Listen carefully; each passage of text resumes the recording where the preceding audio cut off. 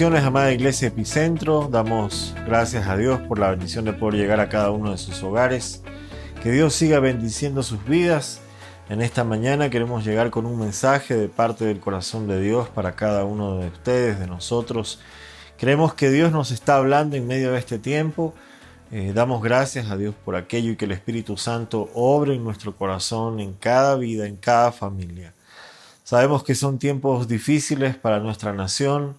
Los casos han aumentado, las restricciones se han endurecido y hay decisiones que están tomando las autoridades pertinentes para la situación que vivimos, y eso sí de alguna forma está afectando nuestras convivencias, nuestro tiempo, nuestra agenda y otras cosas que empiezan a surgir en nuestra mente.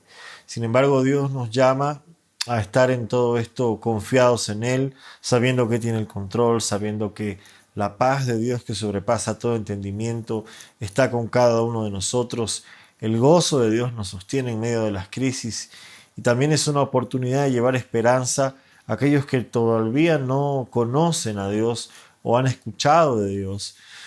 Queremos llevar este mensaje de esperanza, este abrazo también, y queremos saber acerca de todas estas personas que tal vez nos miran hoy por primera vez y que están solas o necesitan encontrarse con Dios. Queremos saber de ti, así que no dejes de comunicarte, así como de suscribirte a nuestro canal y estar informado a través de nuestras redes.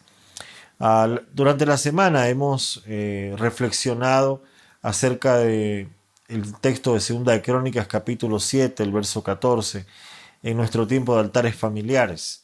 Y hemos revisado la identidad del pueblo de Dios. Pasaremos a otro tema en la semana que viene, porque esto es de lunes a viernes. Pero creo que Dios quiere hablarnos en este día, en esta mañana, muy profundamente a través de este pasaje que surge casi siempre en la iglesia cuando hay situaciones complejas que atravesan las familias, las personas, los hermanos. Pero hoy, más que nunca, creo que este texto es muy necesario. Y quisiera que tú me acompañes con tu Biblia ahí en tu casa, en tu celular, o tu Biblia abierta con tu familia, y que puedas abrir tu texto en Segunda de Crónicas, el capítulo 7. Y vamos a ver algunos pasajes ahí desde el versículo 11 en adelante. Hay situaciones que Dios ya se las presentó al rey Salomón desde hace muchos miles de años, y que Dios le decía a Salomón luego de la dedicación del templo, que este templo que él había levantado y que el pueblo había levantado y había consagrado a Dios, iba a servir como un lugar de oración y de adoración a Dios en momentos críticos como estos. Y quiero que me acompañes a la palabra en el verso 11 del texto de Segunda Crónicas capítulo 7. Dice: así que Salomón terminó de construir el templo del Señor y también el palacio real, y llevó a cabo todo lo que había pensado hacer en la construcción del templo y del palacio. Luego una noche el Señor se le apareció a Salomón y le dijo: he oído tu oración y he elegido este templo como lugar para que se realicen sacrificios. Puede ser que a veces yo cierre los cielos para que no llueva, o mande langostas para que devoren las cosechas, o envíe plagas entre ustedes. Pero si mi pueblo, que lleva mi nombre, se humilla y ora, busca mi rostro y se aparta de su conducta perversa, yo iré desde el cielo, perdonaré sus pecados y restauraré o sanaré, dicen otras versiones, su tierra. El contexto en el cual está insertado esta palabra que Dios le da a Salomón viene en esta construcción y dedicación que Salomón hace del templo que habían levantado al Señor. Pero Dios le dice algo muy puntual a Salomón. Le está diciendo: vendrá un tiempo en el que yo enviaré esta langosta, esta plaga. Otras versiones cierran en el verso 13 diciendo: enviaré enfermedad sobre la tierra. Y creo que una de las cosas que nos pueden confrontar en este tiempo es que esto es algo que viene de parte de Dios. Esta crisis es un instrumento que Dios está usando para formar, para pulir, para moldear la vasija de su iglesia, de su pueblo, y con un solo propósito: de avivarnos, de levantarnos, de fortalecernos, de unirnos y de poner en nuestro corazón y en nuestra mente qué es lo que realmente Dios quiere con su pueblo, que tal vez nos reencontremos con la misión y la gran comisión que Dios nos ha enviado a hacer como iglesia. Creo que Dios nos está gritando en este momento a que entremos en esta condición de reconocernos como su pueblo, de humillarnos delante de Él, de orar, de apartarnos de una mala conducta tal vez, de revisar nuestras vidas y levantar un clamor como hijos de Dios para que Él sane nuestra tierra. Y sin ánimo de buscar pecados ocultos o señalar pecados de otras personas, la reflexión es totalmente personal, individual, familiar, como tú quieras, en la que tenemos que revisarnos a nosotros mismos en este tiempo. Hay tres cosas muy interesantes que se mencionan en el verso 13. Dios habla de sequía, habla de una plaga de langostas y finalmente habla de enfermedades. Y desde el mes de enero de este 2020, que nos ha sorprendido, vienen ocurriendo estas tres cosas. Vivimos o vimos a través de las noticias lo que sucedía en Australia. Vemos hoy, hace pocos días, cómo la plaga de langostas sigue creciendo en África y hoy pone en riesgo la vida de 13 millones de personas. 3 países están en riesgo por el tema de producción de alimentos debido a que esta plaga está consumiendo los cultivos. Y la más cercana para todos, que es este problema del COVID-19 que ha tocado las naciones desde que arrancó en China y llegó donde pensábamos que nunca iba a llegar, tocó la puerta de las naciones que ni se imaginaron que eso iba a pasar y ha ido revelando algunas cosas culturales, conductuales que tienen nuestras sociedades. El individualismo ha resaltado, gente que no acata las normas, gente que tal vez piensa que no le va a tocar a ellos, que piensa solo en ellos y que no piensa en otros que pueden ser contagiados. Y debido a eso hay ciudades y naciones más golpeadas que otras, unas más que otras, porque esta es una situación de orden también, a la cual Dios nos está llevando como pueblo. Pero ha resaltado en nuestra sociedad este egoísmo, el individualismo, el desinterés, el no pensar en los demás y como otros detalles que van ya más a la convivencia. Muchas familias se encuentran hoy en un dilema cuando pasan más de 5 días entre padres e hijos y que sus hogares se están convirtiendo en un campo de batalla donde discuten padres con hijos, donde no se soportan, donde cónyuges no resisten ya estar más en este tipo de convivencia. Se ha hablado de casos como en China, donde cientos de parejas han ido a buscar, no consejos, sino han ido a tocar la puerta de abogados para divorciarse después del tiempo de cuarentena que han tenido que vivir. Y es que la familia se está reencontrando o se está redescubriendo, reconectando en estos tiempos en los cuales de manera obligatoria la familia, la iglesia, la sociedad ha tenido que ir a sus casas, como dice Isaías capítulo 26, entrar en su habitación, cerrar la puerta y simplemente esconderse de un virus que pueda acabar con sus vidas. Y todas estas situaciones que nos rodean hoy no están fuera del control de Dios. Muchos están pensando que tal vez esto es un ataque demoníaco, es un tema en el tema de batalla espiritual, pero que hay que luchar contra Satanás. Y déjame decirte que Satanás, para empezar, está más que vencido. Pero el libro de Amós nos dice que no hay desastre en la tierra que no ocurra si es que Dios no lo haya pensado o planeado. O sea, que esto a Dios no se le ha salido de control en ningún momento. Dios ya se lo dijo a Salomón. Y quiero que me acompañes a el libro de Amós, el capítulo 4, el verso 7. Hay algo muy interesante que sucede ahí.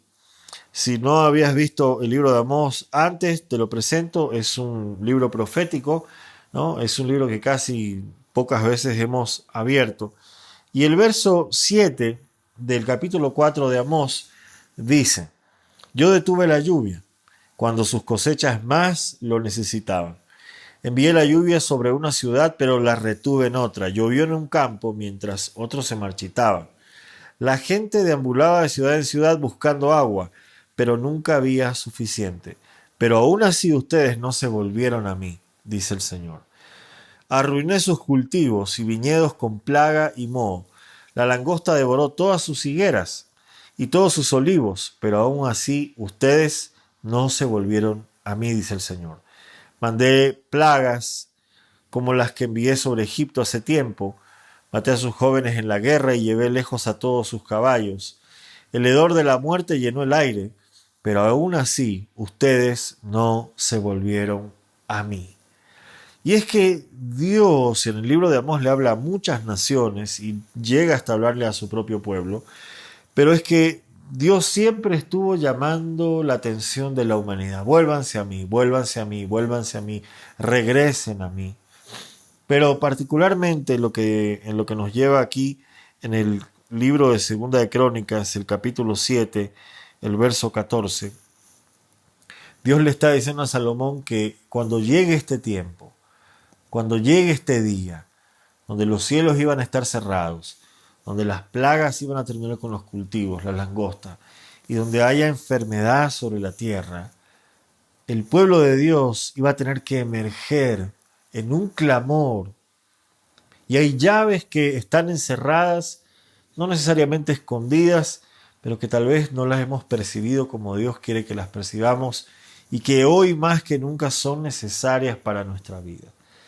Quiero que vayas ahí al verso 14 del capítulo 7 de Segunda de Crónicas y dice: pero si mi pueblo que lleva mi nombre se humilla. Lo primero es si mi pueblo, y esto hemos venido hablando durante la semana en altares familiares. Debemos reconocernos y entendernos como el pueblo que se identifica como suyo, de Dios, que le pertenece a Dios, que se reconoce como ese redil de Dios, que Él es el pastor y que necesitamos de Él, porque sin Él, la más pequeña de las crisis o una como la que estamos viviendo que afrenta el planeta entero, sin la mano de Dios en todo esto es imposible. Nuestra fe como pueblo de Dios se ve golpeada hoy, porque entendemos ahora que no depende de recursos, ni de poder, ni de estratos, ni de niveles, ni de personalidades, ni de títulos. Este virus no hace discriminación de nadie. Los todos y los todes cayeron en manos de este virus, porque este virus no hace discriminación de personas, de poderes, de estratos, de ninguna forma. Pero Dios dice: sí, mi pueblo. El primer clamor que está esperando Dios es el de su pueblo. No sé durante este tiempo de cuarentena cuánto hemos separado de ese tiempo para realmente buscar la presencia de Dios y orar, pero orar en un clamor que grita por misericordia de parte de Dios. Y es que lo que nos está diciendo 2 Crónicas 7:14 es que la misericordia que Dios quiere desplegar en este tiempo va a depender específicamente, necesariamente, de la oración que emerge del pueblo que se reconoce como suyo. Tú y yo, pueblo de Dios, tu familia que ha decidido creer en Jesús como Salvador y Señor, somos quienes tenemos la llave de clamar e interceder por nuestras naciones, por las familias, por los enfermos, por los afectados. No saltar al camino como profetas del desastre o profetas del fin del mundo. Es muy fácil ser profeta del fin del mundo, ¿no? Cuando la cosa va mal y empezar a denunciar el pecado de unos y de otros. Dios quiere que nos examinemos nosotros primero como pueblo, y Dios nos está llamando a recuperar la identidad como pueblo, para que en esa identidad nos encontremos con esta práctica de oración que hoy se convierte en un arma, en una llave que va a abrir una puerta para el gran mover de Dios en la historia. Ahora, lo segundo que dice ahí en Segunda de Crónicas, dice: si mi pueblo se humilla. Y esta llave tiene que ver con actitud, tiene que ver con una condición del corazón, de la mente, de la disposición de nuestra vida. Hay una puerta para un gran mover de Dios. Compartíamos esto ayer con algunos pastores de diferentes partes del mundo en un clamor de unirnos para orar por las naciones y tuve la oportunidad de compartir un poco de esto, pero no, pero otros ya tenían esto en su corazón también. Hay una condición importante, una llave de reino que Dios nos está entregando y es humíllense. Y si hay un título que le podemos poner a este mensaje es Dios nos humilló. Dios nos humilló. Y tenemos que estar muy conscientes de esto. Dios nos humilló. Y Dios no nos humilló para desecharnos. Dios nos humilló con el fin de despertarnos, de avivarnos, de que la iglesia tenga mucho más vigor, se fortalezca. Hay cosas un poco más complejas que vamos a profundizar en un momento, pero Dios quiere esta condición en su pueblo. En cuanto tan profundo sea nuestro arrepentimiento, será el impacto del avivamiento que Dios va a traer. De acuerdo a qué tan profundo sea nuestra condición de humildad, nuestra respuesta de humildad, como decía Isaías, al corazón contrito y humillado, Dios no lo desecha, no lo desprecia. Dios está esperando esos corazones humildes que se reconocen como hijos suyos, pero reconocen su condición también en arrepentimiento para decir, sí Señor, tal vez nos hemos equivocado en hacer iglesia. Y tal vez hoy no somos lo que tú querías que seamos. Tal vez no hemos perdido el rumbo. Tal vez tenemos una idea equivocada acerca de ti, acerca de tu persona, de tus promesas, de cómo actúas, de tu majestad, de tu soberanía. Y reconocer en esa condición de humildad que también nosotros hemos puesto una barrera en un mundo que hoy tiene miedo y que busca respuestas, pero que también necesita la mano de misericordia extendida de una iglesia, no una iglesia que sale a condenar como profetas del fin del mundo, como decía hace un momento, sino una iglesia que sale a abrazar a este mundo, pero que primero se ha revestido o ha tenido su baño de verdad, como se dice vulgarmente. Nos hemos humillado, nos hemos encontrado con Dios en la habitación, hemos ido a las rodillas. Si realmente esto nos está angustiando, esta angustia debe llevarnos a un clamor de humildad, de humillación. Iglesia, es el tiempo de la humillación, es el tiempo de la humildad, porque esta humildad nos va a permitir unirnos como cuerpo de Cristo, las iglesias locales. Las iglesias que están convergen en una nación van a poder ser ese puño uno solo para que juntos levantemos ese clamor. Pero primero tienen que caer estas barreras de orgullo, de cartones, de títulos, de modelos, de moldes, de formas, de estructuras que por años hemos abrazado y que nos hemos separado y nos hemos hecho tanto daño. Yo no estoy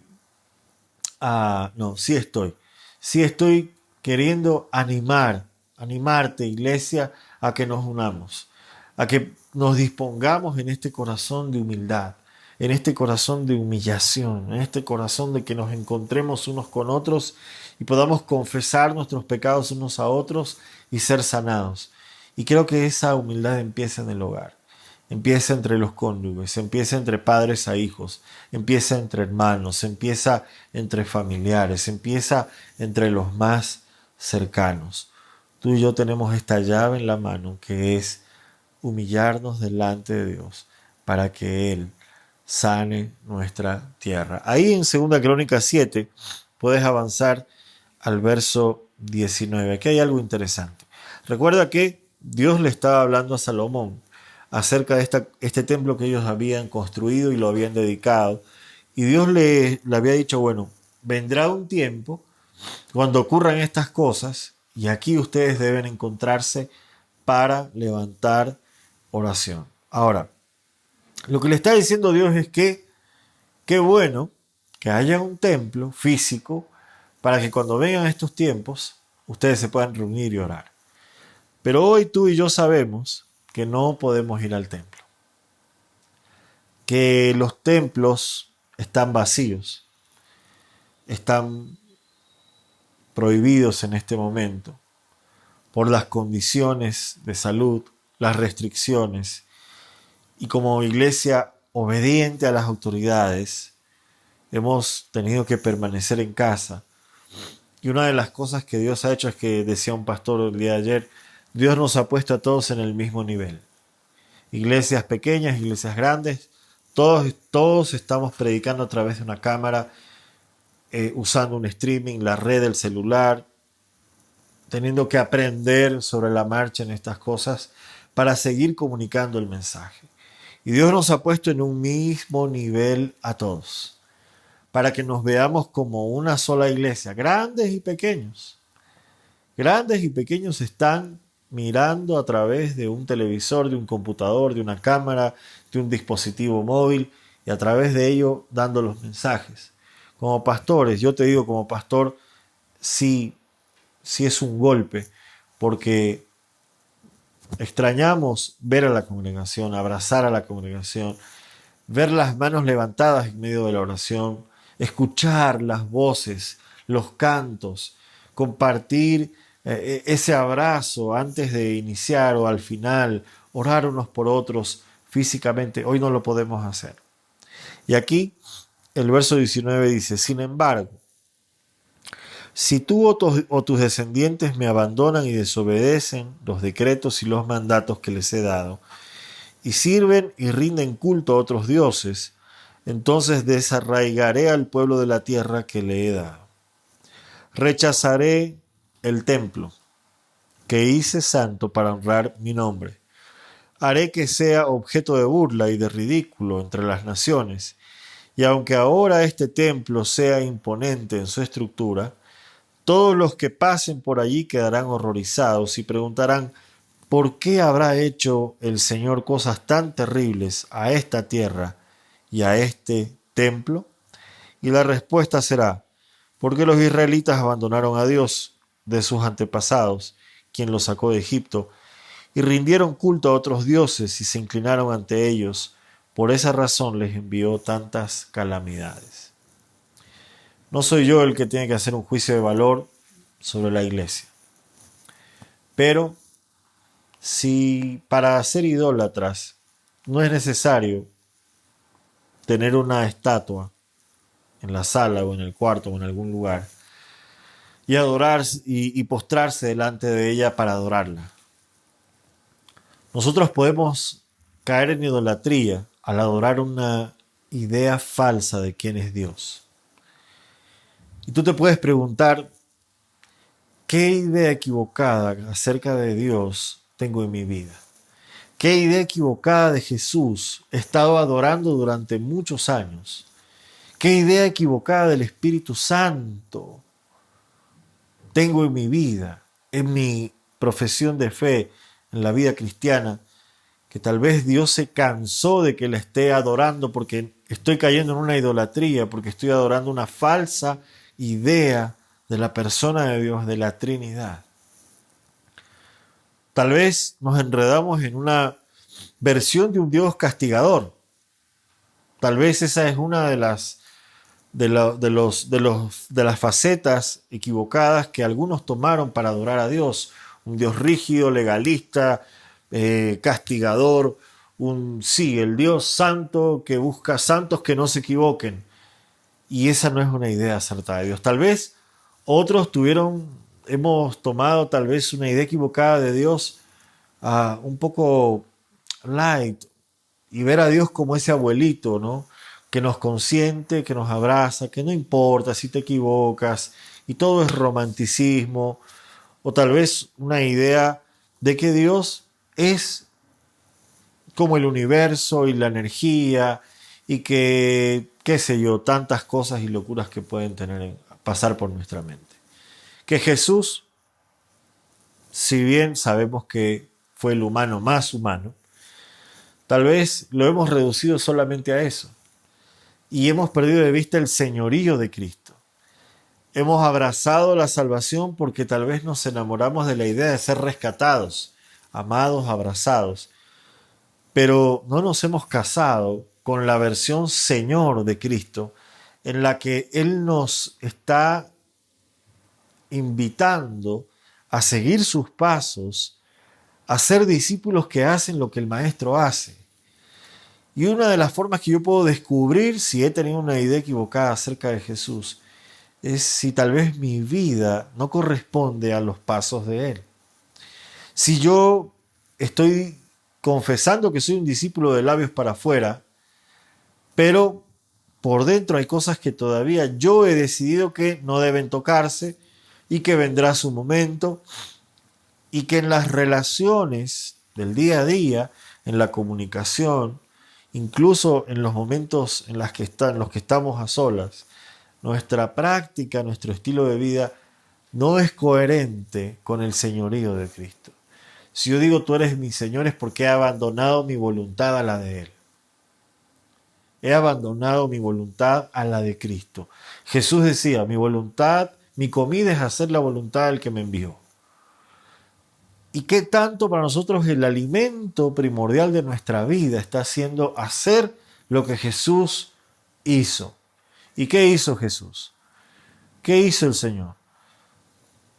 Nunca faltar a los cultos, y no estoy diciendo que con esto no hay que congregarse, pero Jesús dejó institucionalizando, ordenando, o escribió y firmó, nunca falten a los cultos. No, eso no hizo Jesús. Jesús se acercó al desvalido, al hambriento, a la viuda, al que estaba preso, al enfermo. Jesús le dio dignidad a un pueblo que estuvo marginado. Jesús confrontó lo que tenía que confrontar, pero en medio de esa confrontación tampoco desperdició un solo momento u oportunidad de dar gracia, de perdonar, de amar y de restaurar una vida. Jesús, consciente de que la unción del Espíritu Santo estaba sobre él, impuso la mano sobre los enfermos, declaró vista sobre los ciegos que no veían, ordenó a los paralíticos a levantarse. ¿Y qué tanto nosotros estamos haciendo lo que Él nos dijo que íbamos a hacer y aún cosas mayores? ¿Qué tanto el modelo de Jesús, de los evangelios, no el Jesús de la teología? Porque la teología es un triste acercamiento a Dios. Te lo digo yo que estudié teología y no estoy rechazando lo que estudié, pero la teología es un pequeñísimo intento de conocer a Dios. Romanos capítulo 11 dice que los caminos de Dios nadie los conoce. ¿Quién le enseñó primero a Él? ¿Quién lo instruyó primero a Él? Nosotros hacemos un intento teológico de acercarnos a Dios, pero por favor, la mayor revelación de Dios en nuestra vida es Cristo. Es el amor del Padre derramado en su Hijo, que nos vino a predicar, que se hizo carne, que habitó entre nosotros, que fue hasta la muerte de cruz, que se dio por ti y por mí, que no escatimó ni una sola gota de su sangre, y que aún sabiendo que tal vez lo íbamos a rechazar, decidió ir a esa cruz por nosotros. Romanos 5 nos dice que por la caída, el pecado del primer Adán, ¿no?, entró la muerte, pero en Jesús, en la dádiva de Dios, tenemos esta vida eterna, esta esperanza de libertad, este perdón, y por la fe tú y yo podemos alcanzar salvación el día de hoy. Tal vez hemos tomado una idea equivocada acerca de Jesús y nos quedamos con el Jesús social, el Jesús que come y bebe con pecadores, y esto se convirtió en una excusa para muchos. No, es que sí, yo voy a ir a la discoteca para, de pronto, ahí hay gente que se puede convertir y todo eso. O tenemos una idea de que Jesús es ese, no necesariamente ese amigo, sino ese pana. Jesús entiende.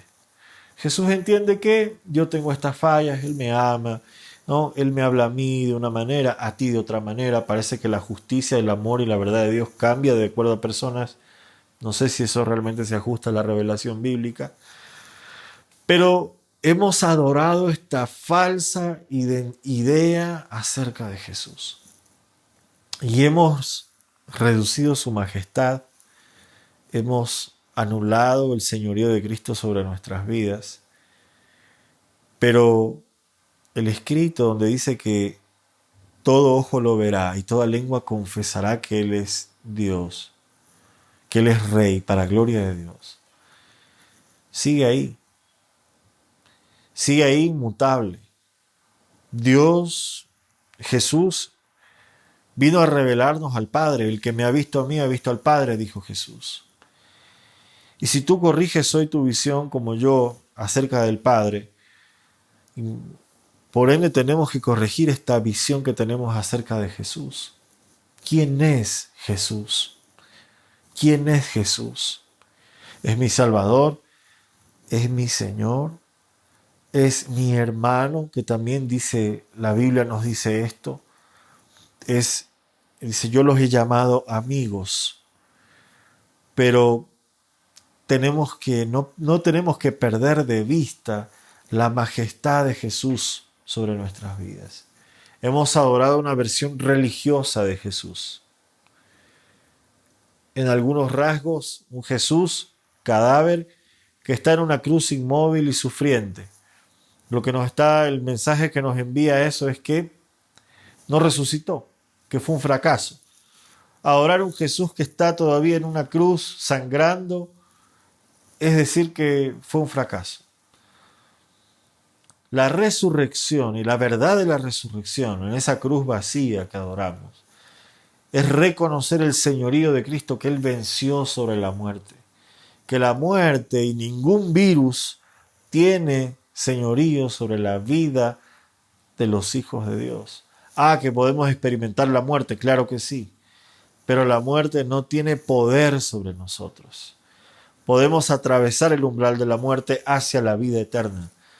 Pero si la muerte está enseñoreada de tu vida y hoy tienes terror de perder tu vida, como muchos lo tienen, tal vez es porque la muerte todavía tiene poder sobre ti, porque tal vez Cristo no es tan real como tiene que ser en tu vida y en la mía. ¿Qué idea equivocada tenemos acerca del Espíritu Santo? Hemos reducido al Espíritu Santo a una palomita, un pajarito. Otros dicen que es una fuerza, ¿no? Que es un ente por ahí, una energía. Y tristemente o tontamente hemos mezclado a la persona del Espíritu Santo con meditación trascendental, yoga, espiritismo, energías, fuerzas. El Espíritu Santo, enterémonos, es una persona. Es la persona de Jesús, es la tercera persona de la Trinidad. Es Señor, es Dios mismo. Ni la religión, ni nuestros moldes, ni nuestros modelos pueden encasillar el poder de Dios que está en el Espíritu Santo. La persona del Espíritu Santo que habita en nuestras vidas. No de una manera romántica o subjetiva, sino de una manera viva que nos convence de pecado y que nos lleva a entender todo lo que está revelado en la palabra acerca de Jesús, acerca de Dios. Aquel que nos da el discernimiento y nos da dones para que nuestra fe se traduzca en el poder de Dios para salvación, que respalda la predicación del Evangelio. Pero en esta declaración que hace Dios en 2 de Crónicas 7, dice, ustedes se han apartado de mí. Y muchos cometimos el error por mucho tiempo, o tal vez esto sigue sucediendo, de apartar a la persona del Espíritu Santo de la iglesia. O reducir a la persona, a la majestad del Espíritu Santo, a una invitación. Mira lo más ridículo, que Dios necesita invitación para estar en medio de su pueblo. Te invitamos, Espíritu Santo. Yo no encuentro todavía este texto en la Biblia, sinceramente, no lo encuentro. Sí encuentro ese aliento de vida que inspira la palabra de Dios para corregir, instruir en justicia y capacitar al hombre de Dios, a la mujer de Dios para toda buena obra.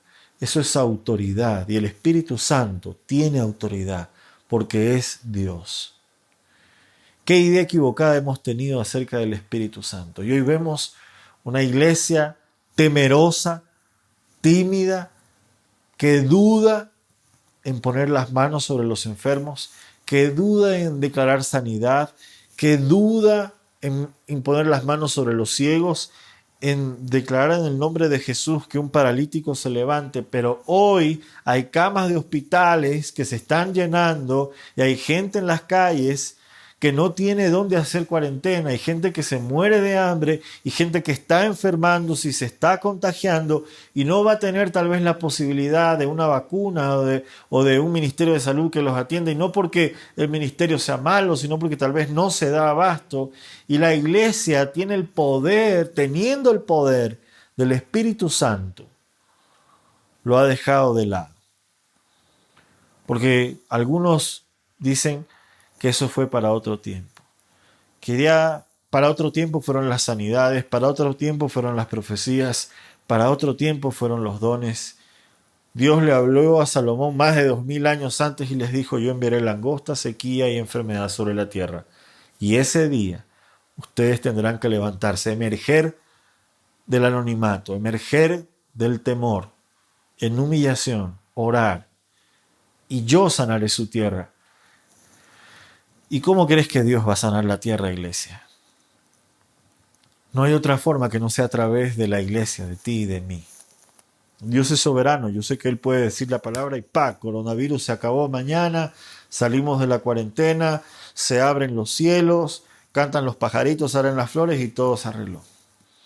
Pero Dios quiere utilizarnos, usar a la iglesia como el brazo de misericordia para sanar esta tierra. Y sin el Espíritu Santo, iglesia, esto es imposible. Sin la persona del Espíritu Santo es imposible, porque no es en el poder de un pastor, ni en el poder de una estructura, de una denominación, de un molde. No es en ese poder, es en el poder del Espíritu Santo de Dios. Es en ese poder.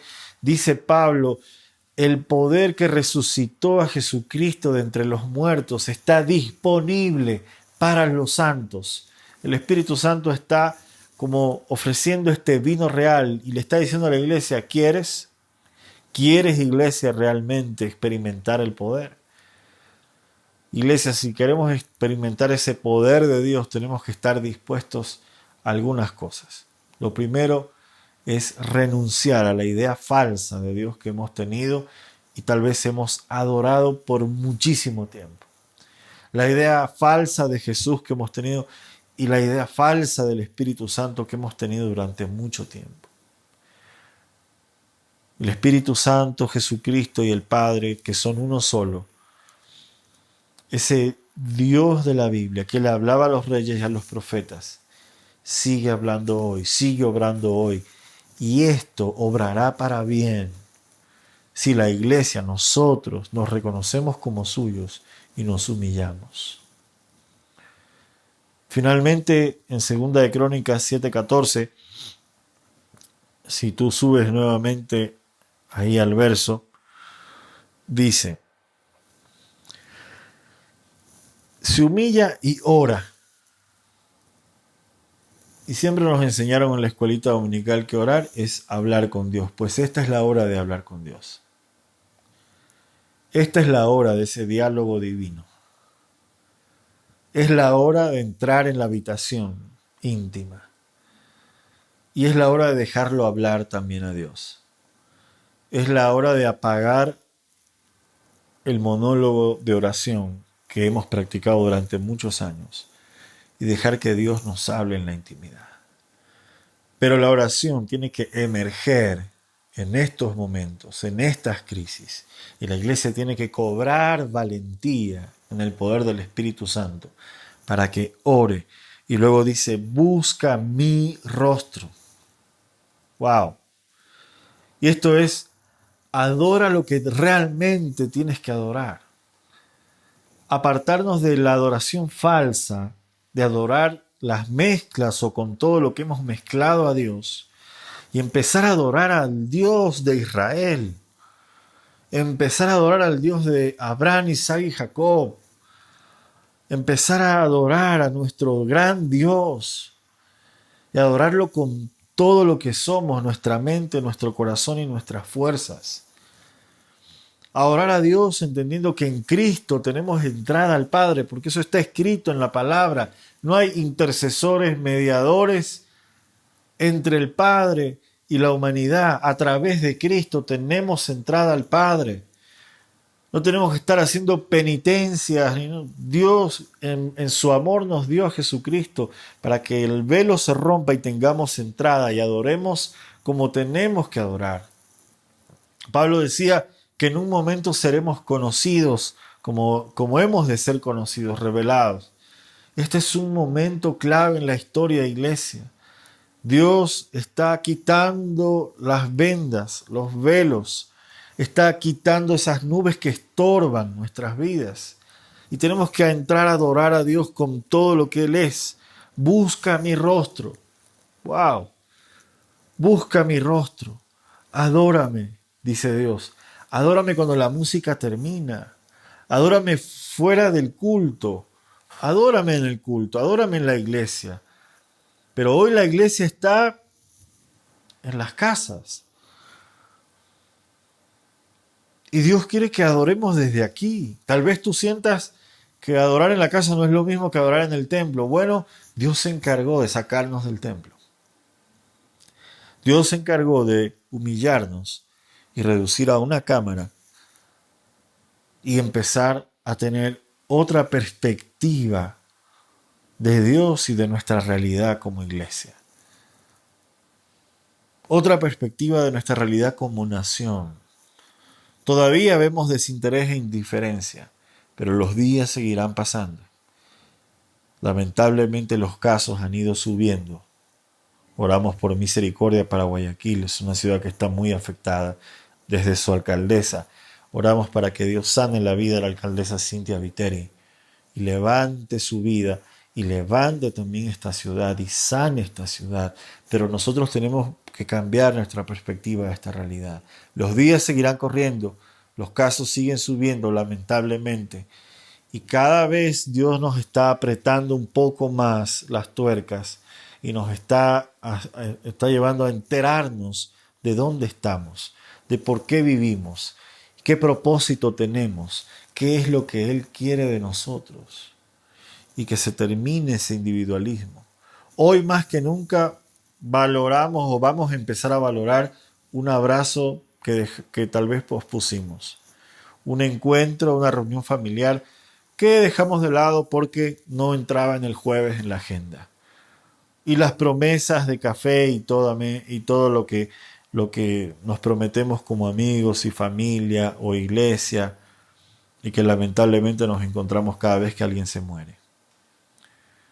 Hoy más que nunca tenemos que valorar esos encuentros. Dios nos dice, busca mi rostro. Se aparta de su conducta perversa. Le está hablando a su pueblo. En la iglesia puede haber conducta perversa o la iglesia puede actuar en algunos momentos perversamente. Sí puede actuar de esa forma. Yo he actuado de esa forma. Y he reconocido delante de Dios y delante de quien tengo que reconocer que muchas veces he actuado de esa forma. Pero tú y yo hoy por la fe podemos entrar y decir, Dios, quiero apartarme de esto, quiero apuntar en dirección a ti, quiero adorarte con todo lo que soy y quiero quitar de mi vida toda esta idea equivocada que he adorado por mucho tiempo acerca de ti. Dejar de mezclar a Dios con tantas cosas. Hay una sola verdad y es Jesucristo. Y la verdad te hará libre. La única verdad es Jesucristo, esperanza de gloria. Es la única verdad en tu vida. Los que me conocen saben las luchas que atravesé en mi vida.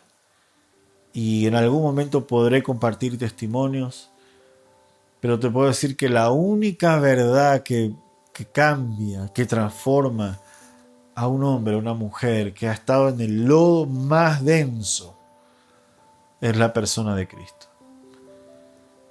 Y tal vez hoy te sientas sin esperanza, con temor de que tu vida no está segura, de no saber qué va a pasar. Algunos tienen hasta miedo de que Jesucristo vuelva, cuando debe ser algo, un anhelo de nuestro corazón. El perfecto amor de Dios echa fuera ese temor, y tú y yo podemos tomarlo hoy. Si tú confiesas con tu boca que Él es tu Señor, tu Salvador, y crees en tu corazón que Él es tu Señor, y confiesas a Cristo, dice que Él entrará en tu vida y serás salvo tú y tu casa. Esto va a pasar, pero nada va a ser igual que antes. Muchos están orando para que todo vuelva a la normalidad. Es lo último que va a pasar.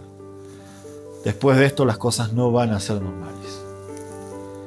Nada va a ser igual. La forma en la que hacemos iglesia no va a ser igual. La forma en la que convivimos como familia no va a ser igual. La forma en la que nos relacionamos no va a ser igual que antes. Nada va a ser igual que antes. Créeme. Muchos querrán recuperar, o tal vez cuando termine la epidemia pasará su preocupación y pensarán volver al ritmo que llevaban antes, pero las cosas no van a ser iguales. Los efectos colaterales de este problema son duros y vamos a tener que atravesarlos y vivirlos, porque Jesús dijo que en el mundo tendremos aflicción. Pero los que estamos conectados a la vid verdadera, dice, yo los he guardado del mundo. No los he quitado del mundo, porque la iglesia tiene que afectar este mundo. Tiene que empujarlo hacia Dios. Pero hoy tú, que tal vez te encuentras con Cristo por primera vez, tienes la oportunidad de hacerlo Señor de tu vida y hacerlo según lo que dice su palabra y hacerlo todo para tu vida, real para tu vida. Y tal vez los que tenemos que corregir la idea equivocada de Dios, hoy es nuestra oportunidad de corregir, y a través de la humillación delante de Dios, reconociéndonos como su pueblo, clamar para que Él sane nuestra tierra y extender las manos para recibir esa carga de Dios y ese poder del Espíritu Santo para que Él nos use para sanar esta tierra en el nombre de Jesús. Viene un avivamiento, pero tiene que haber profundidad de arrepentimiento. Este es el tiempo donde Dios nos humilló, pero nos humilló para levantarnos, para darnos vida, para que repensemos, para que recalculemos en nuestro GPS espiritual y para direccionarnos hacia Él. Tú puedes decir, bueno, yo creo que estoy cómodo con mi versión de Dios que tengo, ok. Y eso es como la gravedad, le decía yo a un grupo de jóvenes. Tú puedes pensar que esto está sujeto a interpretación. Yo veo que Dios le está diciendo algo muy directo a Salomón. Y probar. Y como la gravedad, tú puedes desconocer la ley de la gravedad y lanzarte de un 10º piso y saber que la gravedad va a ser tu trabajo. Va a ser su trabajo. Dios no se va a contradecir. Y tú y yo tenemos esta oportunidad. Así que conmigo puedes repetir esta oración. Señor Jesús, te pido que me perdones si yo me arrepiento de mis pecados, si me arrepiento de la idea equivocada que he tenido acerca de ti. Ayúdame a conocerte y a entenderte que tú eres Dios, que quieres justicia y misericordia, a corregir la idea equivocada que he tenido acerca de ti. Quiero que tú seas mi Salvador, pero quiero tu señorío en mi vida, Padre. Sé mi Señor y ayúdame a vivir según tu voluntad. Protege a mi familia, protege a nuestra nación. Extiende un manto de misericordia en esta nación, Señor. Trae sanidad sobre esta nación, sobre estas ciudades. Trae convicción, Señor, de pecado. Y trae una nueva perspectiva, Señor, de la realidad donde estamos, de lo que nos rodea, Señor. Y usa tu iglesia, Señor, en humillación para sanar esta tierra. En el nombre de Jesús. Gracias te damos, Señor. Amén y amén. Te bendecimos, te abrazamos. Que Dios bendiga tu vida. No olvides suscribirte al canal. No olvides que puedes seguir conectada a nuestras redes. Queremos saber de ti, queremos orar por ti, queremos escucharte, queremos conocerte. Escribe a nuestras redes en Instagram, en Facebook. Suscríbete al canal de YouTube para más información. Puedes estar pendiente de Altares Familiares, que es de lunes a viernes a las 7 de la noche. para que tú puedas compartir con tu familia y los tuyos también y levantar este altar en tu hogar. Soy el pastor Javier Gudiño, te bendigo, hasta la próxima.